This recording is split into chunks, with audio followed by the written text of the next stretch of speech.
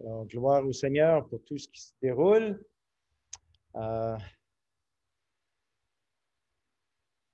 Donnez-moi quelques petites minutes. On va régler ici. C'est lequel? Voilà.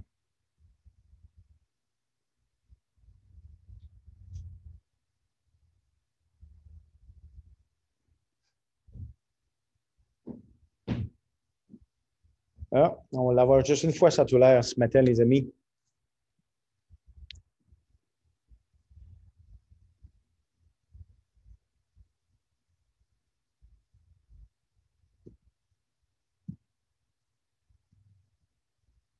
Alors, ça s'en vient. Voilà. Merci de votre patience, les amis. Alors, can't record. OK. Alors, ce matin, nous voulons continuer notre étude sur les expressions anthropomorphiques, entre autres, les expressions divines pour nous décrire une leçon spirituelle. Et ce matin, nous allons continuer de parler des membres du corps. Et en fait, nous allons parler des doigts. Il y a plusieurs signes qu'on peut faire avec les doigts, n'est-ce pas? Est-ce que, par exemple, vous avez eu l'occasion de voir des personnes qui ont fait des droits d'honneur, peut-être en conduisant ou dans la vie? Vous avez ce qu'on appelle, lorsque vous faites des textes, des emojis. Hein? Ça veut dire quoi? C'est beau, ça marche. Ou OK. Et on a plusieurs de ces différents signes que nous allons voir tout à l'heure. C'est pas nouveau, ces choses-là. On parle avec les doigts. Et qu'est-ce qu'on fait, en fait, de gestes? Ça veut souvent dire quelque chose de très unique. Alors, on a parlé des choses comme les oreilles, le cœur, l'amour, le zèle, marcher, courir, construire. Et ce matin, nous allons étudier une partie du corps humain dont la Bible parle. Il s'agit des doigts de Dieu ou, dans certains contextes et situations, des doigts des hommes. La Bible utilise ces expressions anthropomorphiques afin de communiquer des leçons spirituelles. Et si vous êtes habitué de voir des textes, vous savez que ce signe ici veut dire « Hey, tout est beau ». Quand vous voyez un signe comme ceci, ça veut dire « J'espère que ça va passer ». Ou si vous voyez un signe comme celui-ci, ça veut dire quoi? Ça veut dire « Hey, OK ». Si vous voyez un signe comme celui-ci, ça veut dire une direction par là. Si vous voyez un signe comme ça veut dire tourner de ce côté-là. Ou peut-être que si c'est par en haut, il faut regarder à Dieu. Ou en bas, eh bien, vous allez en enfer. Mais parfois, vous avez une question. Alors, peu importe le signe que vous faites, soit du doigt ou encore avec la main, eh bien, ces signes sont utilisés dans la Bible. Par exemple, saviez-vous que le doigt de Dieu indique la puissance de Dieu?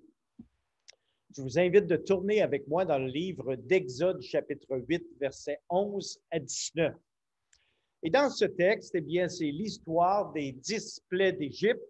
Et dans cette situation, Pharaon, voyant qu'il y avait du relâche, endurcit son cœur et il n'écouta point Moïse et Aaron selon ce que l'Éternel avait dit. L'Éternel dit à Moïse, dit à Aaron, étends ta verge et frappe la poussière de la terre. Elle se changera en poux dans tout le pays d'Égypte. Ils firent ainsi.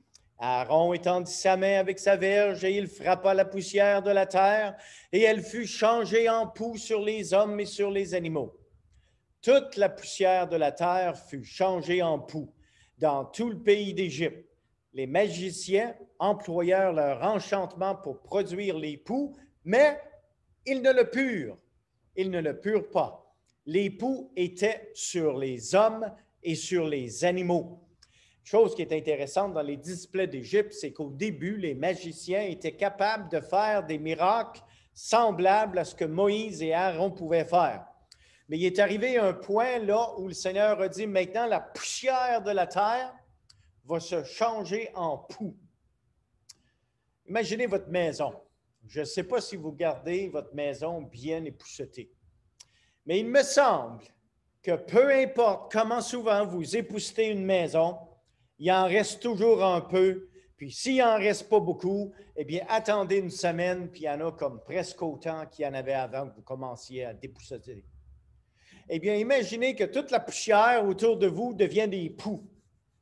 Et ça commence juste à y penser, à chatouiller un peu partout, et on commence à se gratter, et les magiciens devaient faire des miracles, ils étaient incapables. Remarquez le message et le témoignage des magiciens de Pharaon. Et les magiciens dirent à Pharaon, c'est le doigt de Dieu. Le cœur de Pharaon s'endurcit et il n'écouta point Moïse et Aaron selon ce que l'Éternel avait dit. Imaginez-vous que le doigt de Dieu peut faire soulever la poussière de la terre et en faire des poux pour vous rendre la vie misérable. C'est exactement ce qu'était une des plaies d'Égypte. Et si vous avez déjà eu des enfants qui ont eu des poux dans les cheveux à l'école et que vous avez dû les traiter, eh bien, vous savez comment que c'est beaucoup de plaisir, n'est-ce pas?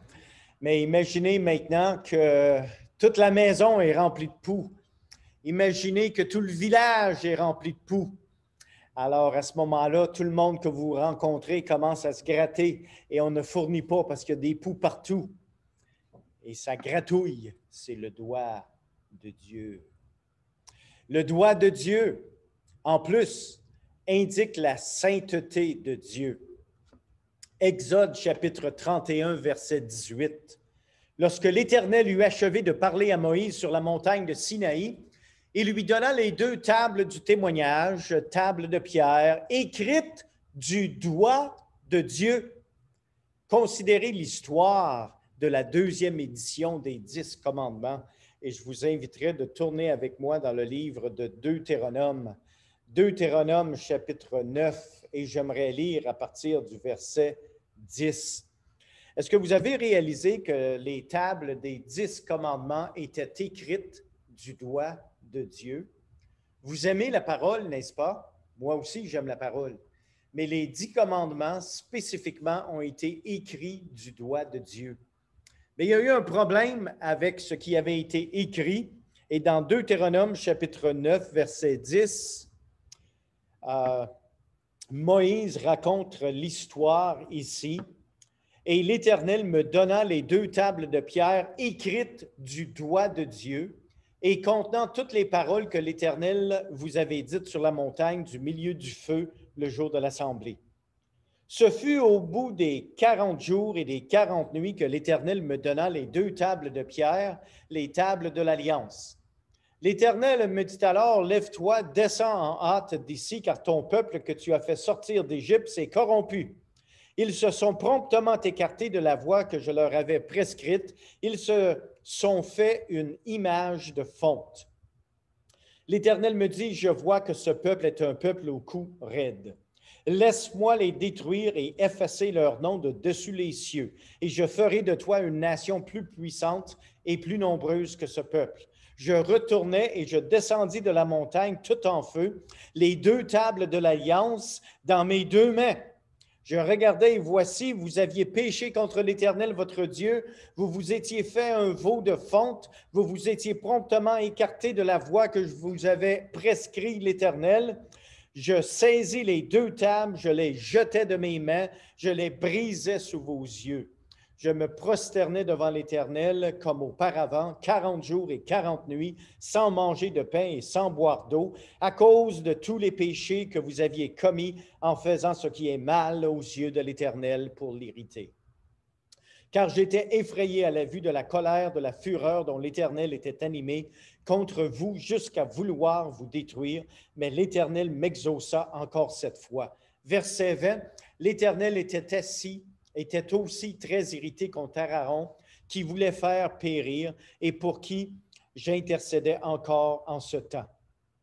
Je pris le veau que vous aviez fait, le produit de votre péché, je le brûlais au feu, je le broyais jusqu'à ce qu'il fût réduit en poudre, et je jetais cette poudre dans le torrent qui descend de la montagne, à Tabéra, à Massa, à Kirbroth, à Hatava. Vous excitâtes la colère de l'Éternel, et lorsque l'Éternel vous envoya à Kadesh-Barnéa en disant, montez et prenez possession du pays que je vous donne, vous fûtes rebelles à l'ordre de l'Éternel, votre Dieu, vous n'eûtes point foi en lui, et vous n'obéissez point à sa voix. Vous avez été rebelles contre l'Éternel depuis que je vous connais. Je me prosternais devant l'Éternel, je me prosternais 40 jours et 40 nuits, parce que l'Éternel avait dit qu'il voulait vous détruire. Je priais l'Éternel et je dis, Seigneur Éternel, ne détruis pas ton peuple, ton héritage, que tu as racheté dans ta grandeur, que tu as fait sortir d'Égypte par ta main puissante. Souviens-toi de tes serviteurs Abraham, Isaac et Jacob. Ne regarde point à l'opiniâtrité de ce peuple, à sa méchanceté, à son péché, de peur que le pays d'où tu nous as fait sortir ne dise, c'est parce que l'Éternel n'avait pas le pouvoir de les mener dans le pays qu'il leur avait promis. Et c'est parce qu'ils les haïssent qu'il les a fait sortir pour les faire pourrir et mourir dans le désert. Ils sont pourtant ton peuple et ton héritage que tu as fait sortir d'Égypte par ta grande puissance et par ton bras étendu. Regardez le verset 1 du chapitre 10. En ce temps-là, l'Éternel me dit, taille 2 tables de pierre comme les premières et monte vers moi sur la montagne. Tu feras aussi une arche de bois. J'écrirai sur ces tables les paroles qui étaient sur les premières tables que tu as brisées et tu les mettras dans l'arche. Je fis une arche de bois d'acacia, je la taillai 2 tables de pierre comme les premières et je montais sur la montagne les 2 tables dans ma main. L'Éternel écrivit sur ces tables ce qui avait été écrit sur les premières, les 10 paroles qu'il vous avait dites sur la montagne du milieu du feu le jour de l'assemblée, et l'Éternel me les donna. Un texte vraiment, vraiment épatant. Là où la seule chose qui fut jamais écrite par le doigt de Dieu a été brisée par Moïse, a été tournée en poudre, et Dieu a dit, hein, Moïse, fais-moi 2 autres tables, reviens me voir pour un autre 40 jours et 40 nuits, sans manger, sans boire. Et le Seigneur a préparé la 2e édition. La 2e édition de ce que Dieu a fait. Puis il dit, cette fois-là, tu vas descendre en bas et tu vas mettre ça dans l'arche. C'est là que ça va rester. Alors, c'est quelque chose qui est intéressant de voir, que la seule chose que nous avons écrite du doigt de Dieu directement, eh bien, ce sont ces tables des 10 commandements. Savez-vous qu'également dans la Bible, le doigt de Dieu chasse les démons? Si vous tournez dans votre Bible, dans le Nouveau Testament, au livre de Luc, chapitre 11 et le verset 18, « Si donc, le Seigneur dit, Satan est divisé contre lui-même, comment son royaume subsistera-t-il, puisque vous dites que je chasse les démons par Béelzébul? Et si moi, je chasse les démons par Béelzébul, vos fils, par qui les chassent-ils? C'est pourquoi ils seront eux-mêmes vos juges. Mais si c'est par le doigt de Dieu que je chasse les démons, le royaume de Dieu est donc venu vers vous. » Je ne sais pas comment vous imaginez une telle image anthropomorphique dans la Bible, mais voici comment moi je l'imagine. Démons chassés par le doigt de Dieu. Hein, quand j'étais jeune, on jouait aux pichenottes. Et c'était parti. Et ça, c'est le doigt de Dieu qui chasse les démons. Hein, c'est comme ça que je l'imagine. Vous pouvez utiliser votre propre imagination en autant que ça conclut que c'est Dieu qui chasse les démons par son doigt. Le doigt de Dieu parle également de la justice de Dieu et de son pardon. Lorsque vous arrivez dans le Nouveau Testament, cette fois-ci, dans l'Évangile de Saint Jean au chapitre 8 et au verset 1er, il y a eu une femme qui a eu un problème. C'est qu'on ne connaît pas tout à fait l'histoire. C'était vraiment la faute de qui? C'est-tu la femme qui a séduit l'homme? C'est-tu l'homme qui a séduit la femme? Quel est le contexte? Mais c'était une femme qui a été surprise en adultère.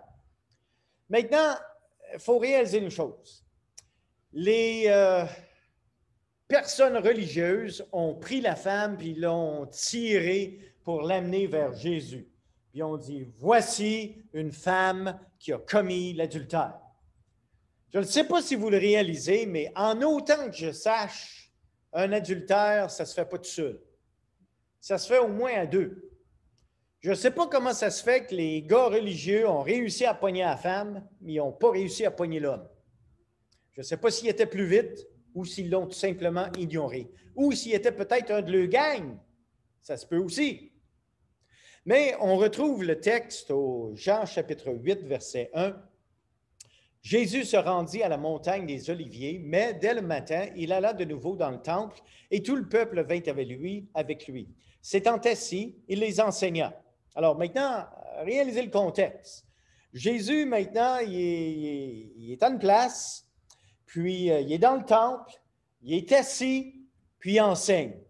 Et au verset 3, les scribes et les pharisiens amenèrent une femme surprise en adultère. Et la plaçant au milieu du peuple, ils dirent à Jésus, « Maître, cette femme a été surprise en flagrant délit d'adultère. Moïse, dans la loi, nous a ordonné de lapider de telles femmes. Toi donc, que dis-tu? » Il disait cela pour l'éprouver afin de pouvoir l'accuser. Mais Jésus, s'étant baissé, écrivit avec le doigt sur la terre.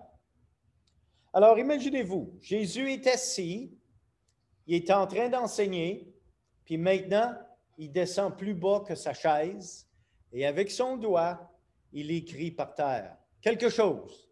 On ne sait pas quoi, mais certains suggèrent que c'était les 10 commandements. Peut-être. Comme il continuait à l'interroger, Jésus est en train d'écrire, les scribes et les pharisiens continuent de parler puis de l'interroger.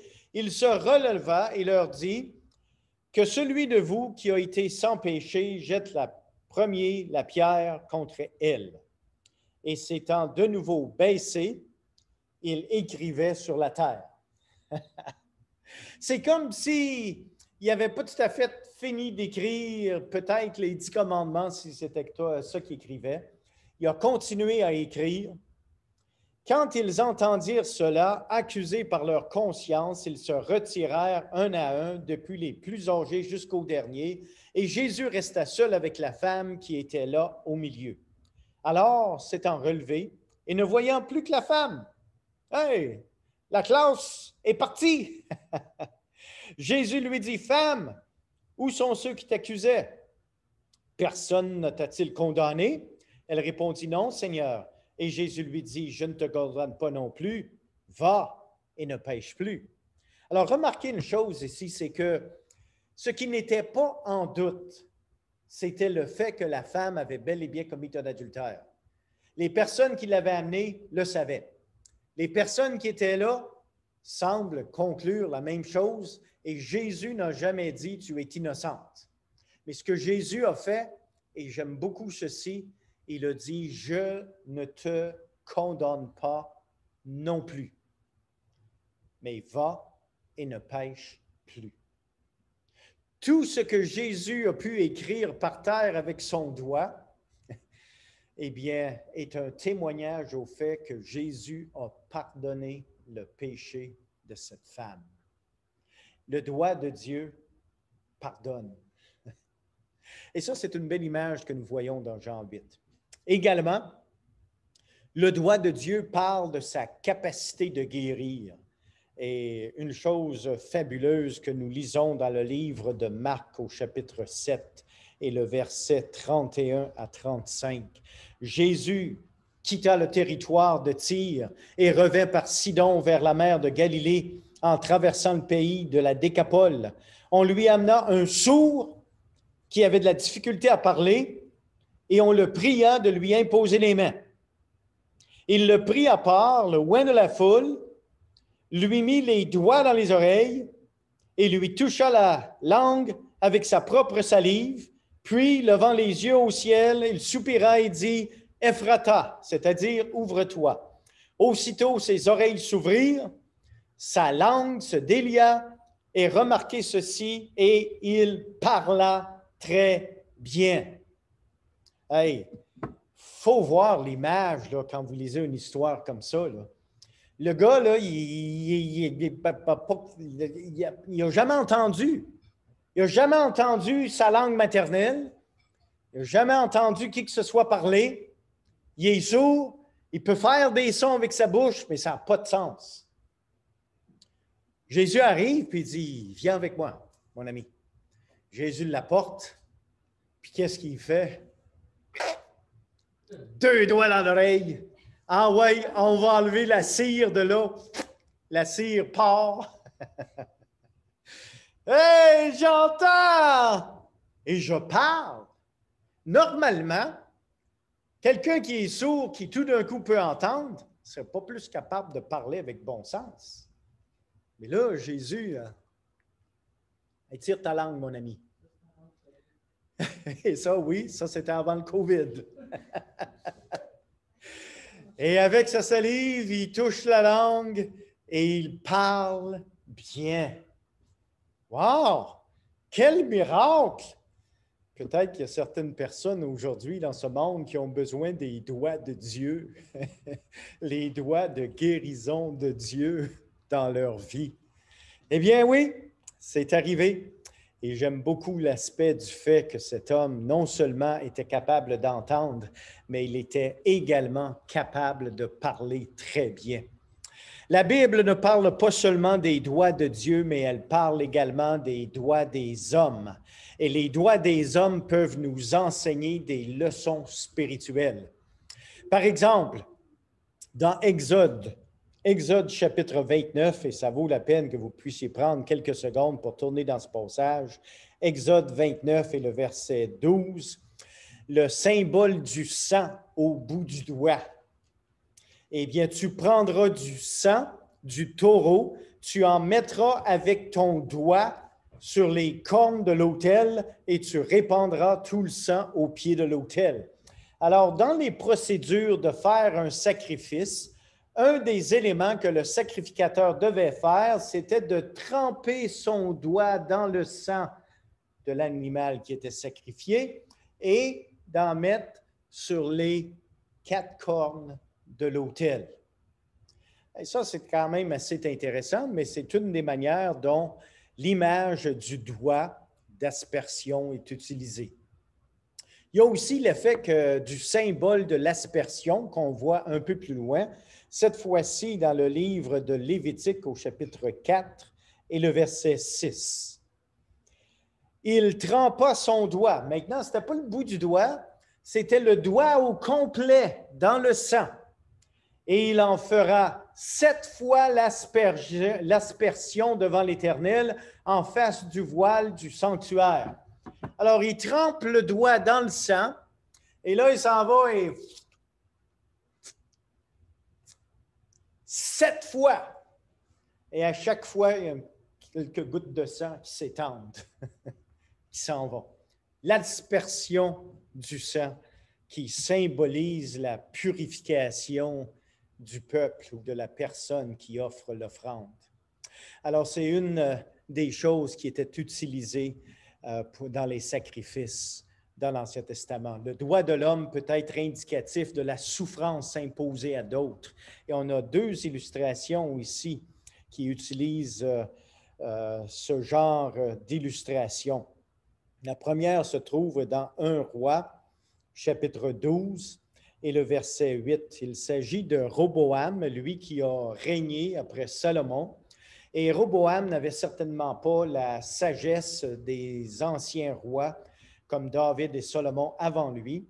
Mais Roboam laissa le conseil que lui donnaient les vieillards et il consulta les jeunes gens qui avaient grandi avec lui et qui l'entouraient. Il leur dit, « Que conseillez-vous de répondre à ce peuple qui me tient ce langage? Allège le joug que nous a imposé ton père. » Alors ici, le contexte est quand même assez simple, c'est qu'il y a un nouveau roi en ville. C'est le fils d'un grand roi, et ce grand roi-là avait fait beaucoup de constructions et le peuple était rendu fatigué, épuisé.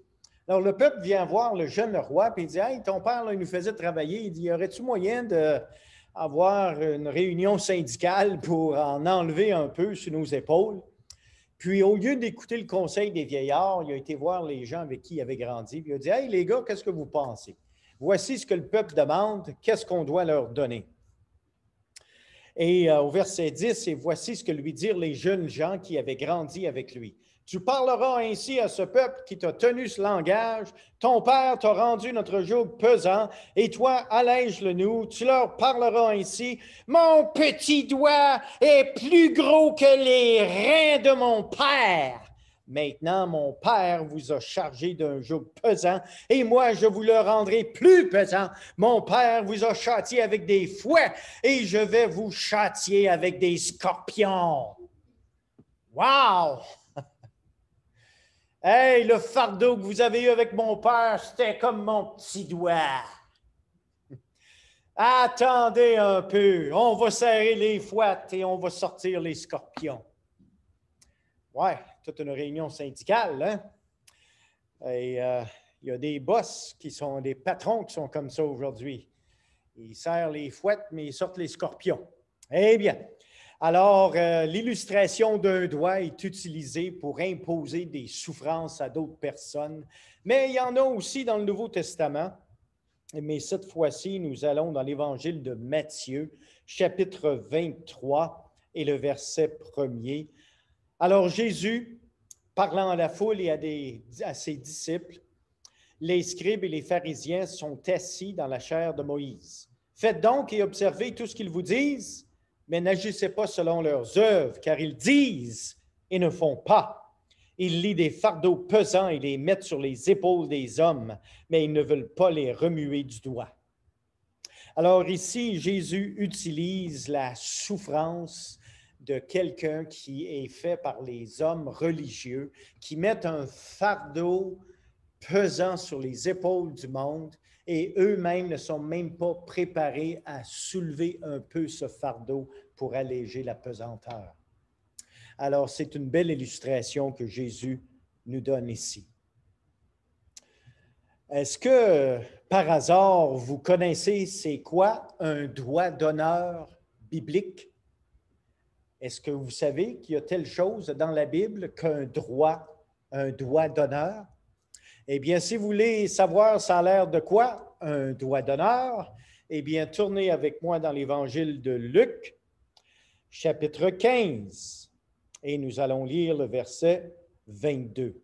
« Mais le Père dit à ses serviteurs, apportez vite la plus belle robe et l'en revêtez, mettez-lui un anneau au doigt et des souliers aux pieds. » C'est l'histoire du fils prodigue qui était revenu à la maison. Et aussitôt que le père l'a vu, il a couru pour aller l'embrasser et évidemment lui pardonner. Puis il dit, vite, vite, vite, une belle robe flambant neuve, une belle tunique, puis un beau anneau au doigt. Ça, c'était un doigt d'honneur biblique. Pas la même chose que les doigts d'honneur que vous voyez sur la 15 aujourd'hui. OK? Et ça, c'est quelque chose qu'on doit penser de temps à autre. Alors maintenant, vous savez, c'est quoi un doigt d'honneur biblique? Le doigt de quelqu'un qui doute. Est-ce que vous savez que la Bible parle également du doigt de quelqu'un qui doute? Dans l'Évangile de Jean, chapitre 20, le verset 25. Les autres disciples lui dirent donc, « Nous avons vu le Seigneur. » Mais il leur dit, « Si je ne vois dans ses mains la marque des clous, et si je ne mets mon doigt dans la marque des clous, et si je ne mets ma main dans son côté, je ne croirai point. » Et au verset 27, puis il dit à Thomas, Jésus est revenu, puis il dit à Thomas, « Avance ici ton doigt. » Et Thomas, je veux que tu mettes ton doigt dans le trou. Et il faut le voir là, avec nos yeux de l'imagination. Là. Moi, la seule question que je me demande, c'est est-ce que Thomas a dit, « Ben Seigneur, je peux-tu faire les deux mains? » Ou si une, c'était assez. Le doigt d'un douteur.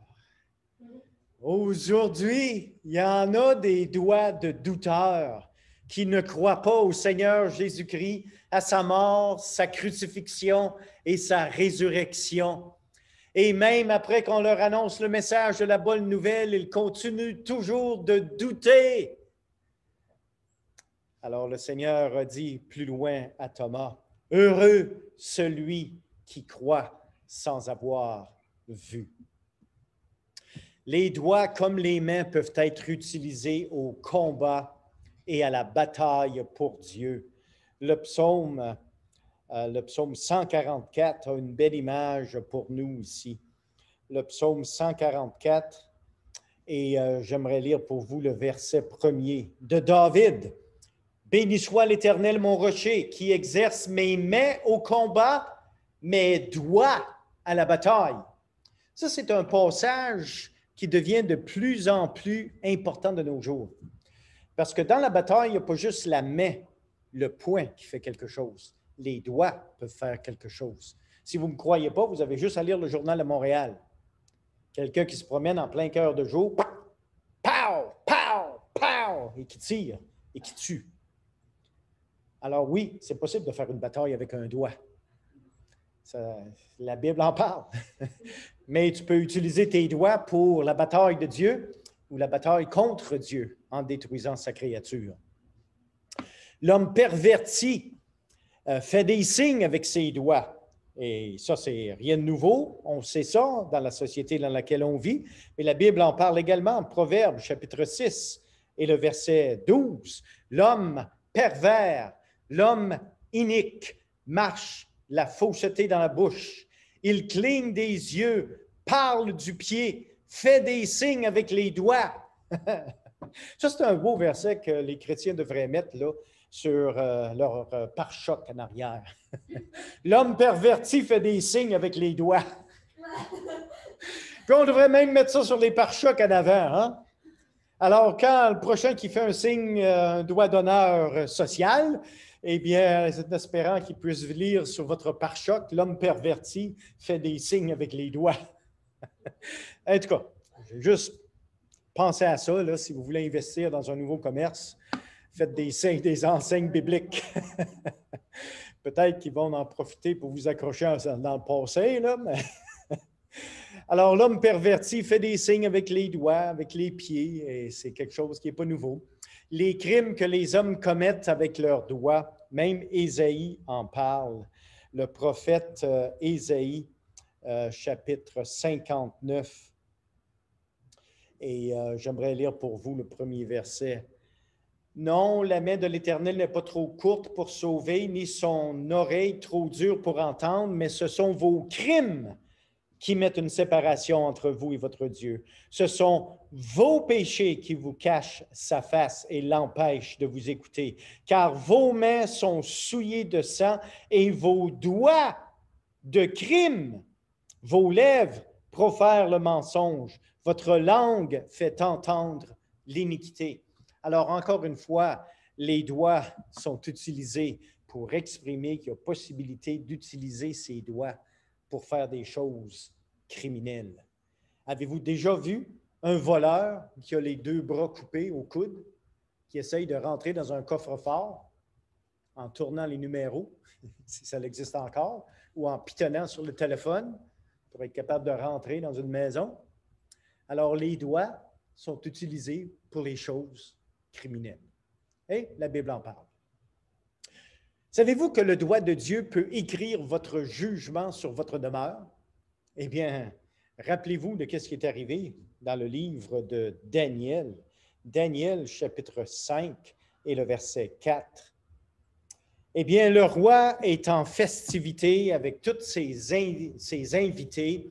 Le gros party, la gang, c'est des ivrognes. Ils sont rendus à cette étape dans leur party. Ils burent du vin et ils louèrent les dieux d'or, d'argent, d'airain, de fer, de bois et de pierre.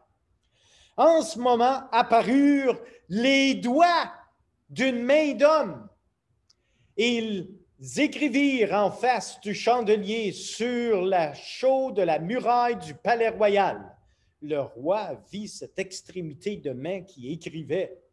Alors, le roi changea de couleur et ses pensées le troublèrent. les jointures de ses reins se relâchèrent et ses genoux se heurtèrent l'un contre l'autre. Hey, le gars, il a pogné la trouille. Puis c'est un roi, là. Il était protégé par une armée. Puis tout d'un coup, ses os commencent à se relâcher. Et c'est nous qui cognent ensemble, comme on voit dans les miquettes à la télévision, parce qu'il voit l'extrémité des doigts qui sont en train d'écrire quelque chose sur un mur qu'il n'est pas capable de lire. Alors, il fait venir des personnes, puis finalement, Daniel et sa gang viennent, puis ils sont en train d'interpréter pour le roi. Ils sont en train de dire, « Ah, comptez, comptez, mesurez, mesurez. Tu as été pesé et trouvé léger. » Je me demande qu'est-ce qui arriverait là, dans tous nos foyers si les doigts de Dieu viendraient écrire quelque chose sur nos murs, dans notre salon. Qu'est-ce que Dieu écrirait sur notre mur de salon? Wow! Maison fidèle au Seigneur ou trouver, peser et trouver léger. Wow! Qu'est-ce qui serait écrit sur ton mur de ton salon si le Seigneur viendrait te visiter aujourd'hui? Alors, en conclusion, ce matin, nous pouvons dire ceci. Sachant ce que vous savez maintenant sur l'utilisation des doigts dans la Bible, comment allez-vous utiliser vos doigts? Avez-vous besoin du doigt de Dieu, de sa puissance dans votre vie? Vous avez peut-être une situation difficile à surmonter, impossible selon toutes vos ressources et votre énergie humaine. Alors, vous avez besoin du doigt de Dieu qui vienne intervenir dans votre vie. Ça, c'est sa puissance. Et connaissant ce que Dieu est capable de faire avec son doigt, moi, personnellement, je me contenterais du petit doigt de Dieu qui vienne intervenir dans ma vie. Je serais tellement heureux, hein? Et vous? Avez-vous besoin du doigt de Dieu, peut-être, pour sa guérison dans votre vie, pour être guéri? Eh bien, les doigts de Dieu peuvent intervenir. Avez-vous besoin du doigt de Dieu qui vous pardonne vos péchés plutôt que vous pointe du doigt et vous accuse? Ah, qu'est-ce que vous aimeriez? Moi non plus, je ne t'accuse pas, mais va et ne pêche plus. Ou est-ce que, peut-être, Dieu va être obligé de venir en jugement et d'écrire sur le mur de ton salon, peser, peser, trouver léger. Maintenant, tu vas être jugé. Wow! Maintenant que vous savez tout ceci, comment allez-vous utiliser vos doigts pour la gloire de Dieu? Alors que la grâce du Seigneur vous accompagne